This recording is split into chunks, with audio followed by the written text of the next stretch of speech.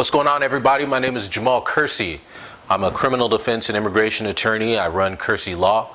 You may have seen some of my videos on criminal defense and immigration issues, but I'm trying something a little different this afternoon. I wanted to talk to you just about some topic that I think could be useful. You see, I'm a criminal defense and immigration attorney, and I help people who are facing criminal charges or are under investigation. I help people get into the country with visas. I help people get citizenship, and I also defend people from being deported. But I've been blessed over the years to meet some amazing people who have mentored me and taught me a lot of wonderful things. I'm blessed to have an advanced education, so I have 2 degrees. I have a Spanish literature degree, that was my undergrad major, and then I also have my Juris Doctorate. So I went to law school, and I'm an attorney.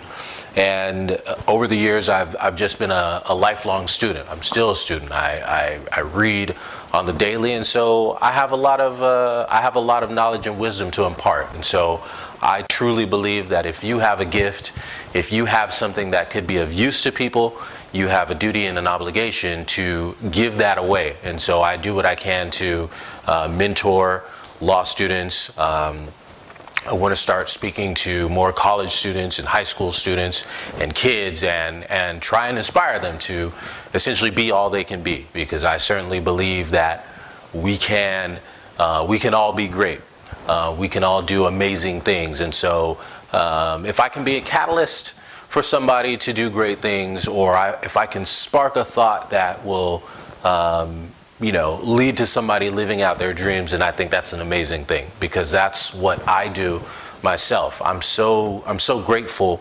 I'm so happy that every day for me is a dream come true, because I'm living out in physical form my dreams. And so I wanted to talk to you guys about the power of vision.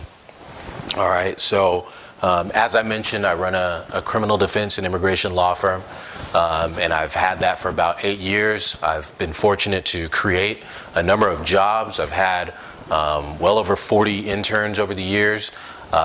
We've done a lot of pro bono work in the community.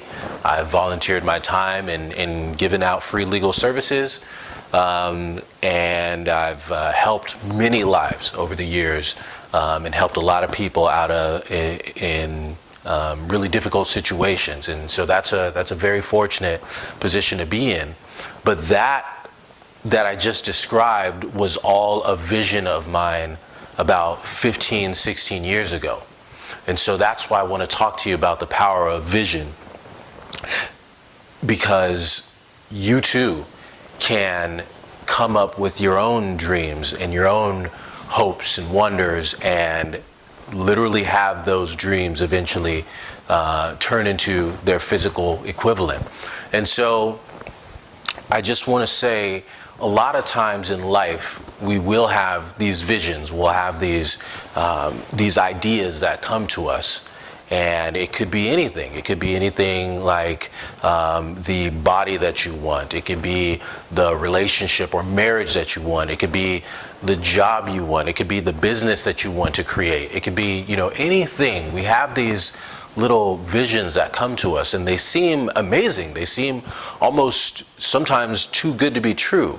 And the problem is, that's where the thought usually stops. It's like, oh, that would be nice. I'd love to have that, or I'd love to do that. But it doesn't really get past the, oh, that would be nice stage. And so I just want to, drop a little knowledge in terms of how to get past that, oh, it would be nice stage, and turn those dreams into reality. So when I had the vision of having a law firm and having employees and helping all kinds of people, that was a vision. And what ends up happening is you must take that vision to the planning stage. Actually before that, the information gathering stage. So for me, it was, okay, well, if I'm going to be an attorney, I'm still just in college. I've got to figure out, what I need to do in order to become an attorney if I'm going to eventually have a law firm. So I went to the information gathering stage. And fortunately, I had at my disposal a bunch of attorneys who worked at the firm that I was at, who were able to answer those questions for me. Okay, well, how do I apply to law school? What is the LSAT? So there's a law school admissions test that you have to take before you get in. How do I study for the LSAT? There's LSAT prep courses, all these different things. What is law school like? How long is it? What do I need to know? Is there anything I need to do to prepare for it? So I was on a fact and information gathering mission in order to get all the information that I needed in order to, start to go to school. And so you have this information gathering session, and yeah, that may take some work. You may have to send out some emails or make some calls or pick up a book or do an internet search in order for you to get all the information that you need in order to proceed to the strategy and planning stage. So strategic planning is very important because you need to have a guide in terms of where you're going to go. You need to have your map, essentially, in order to plan out your next steps. And so when you're doing the strategic planning, you're figuring out, okay, what's going to be, step by step to get me to the goal. And so that's where, you may pull out a yellow pad, a notepad, and map out what you're going to do. Year 1, this is what I'm going to do. Year 2, this is what I'm going to do, and all the stops in between. And then from there just comes the action stage. Day by day, you're taking step by step until you get to the end goal. And those steps can take hours, those steps can take days, months, or even years in my case. So I started Kersey Law in 2010. And so that was around 8 years 7, 8 years after I had that initial vision.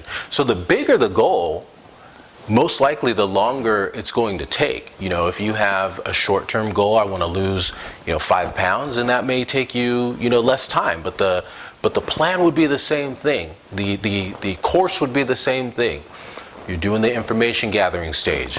If you were going to try and lose 5 pounds, I'd say read Wheat Belly. I'd say read Salt, Sugar, Fat. I'd say do your research on the internet. I'd say possibly speak to a nutritionist. I'd say speak to a personal trainer. Then come up with a plan. Okay, this is how you're going to eat for the next 6 months or 6 weeks or what have you. This is how often you're going to train.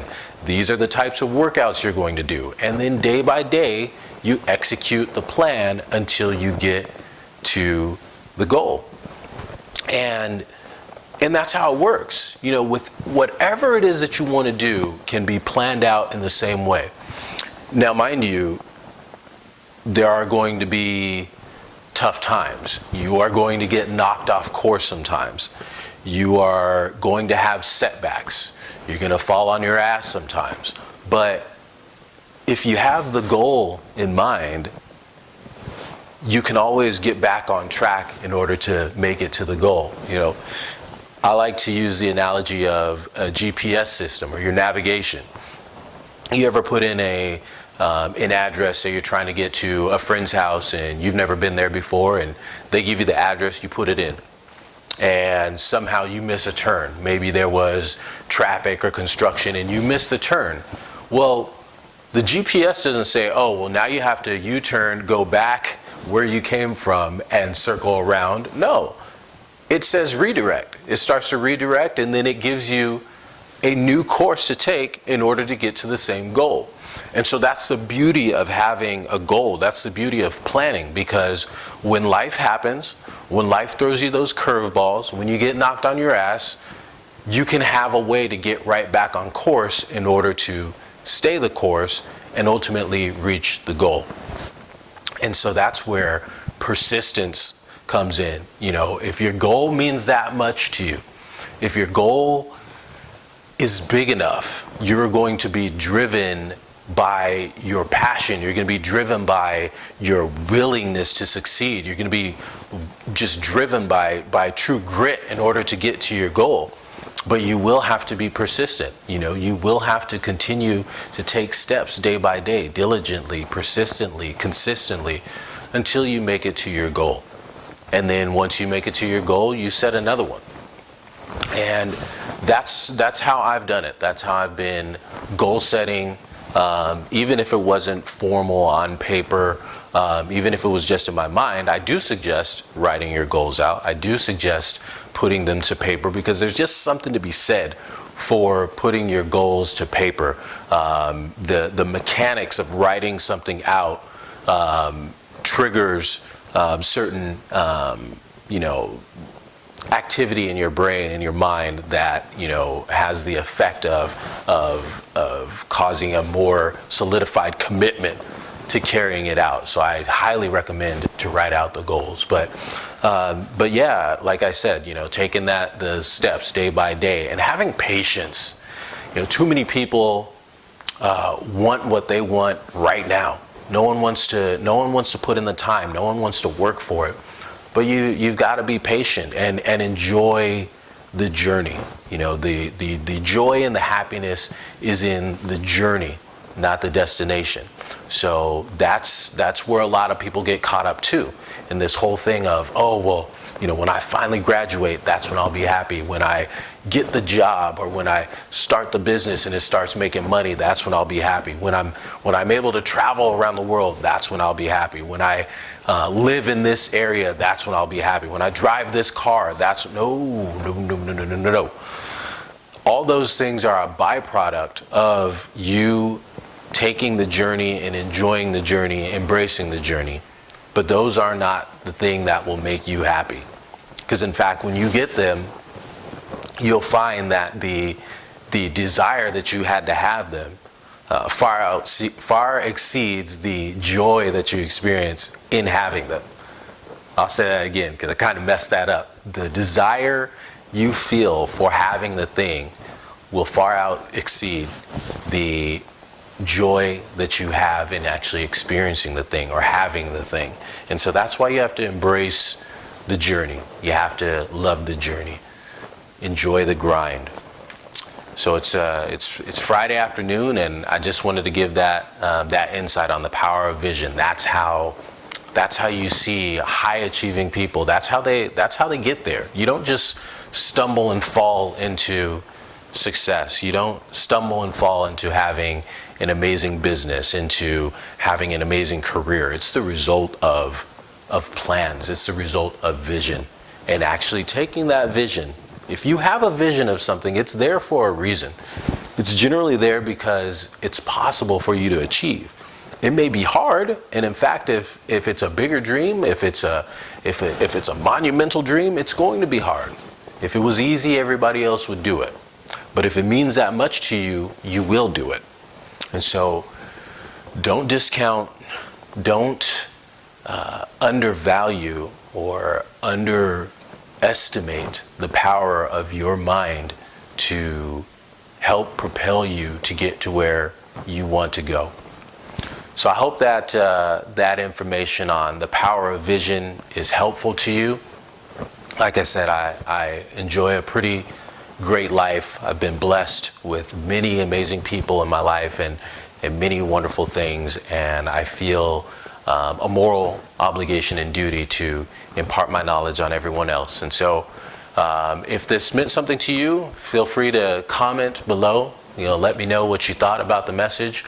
If you think somebody else might benefit from it, share it. And if there's anything else you might want me to talk about, like I said, I'm an entrepreneur, I'm a lawyer, I'm a lifelong student, and so I'm always more than willing to share my knowledge with everybody else. So feel free to comment below if there's another topic you'd like me to speak about. So you all be blessed, have a wonderful weekend, and we'll see you next time.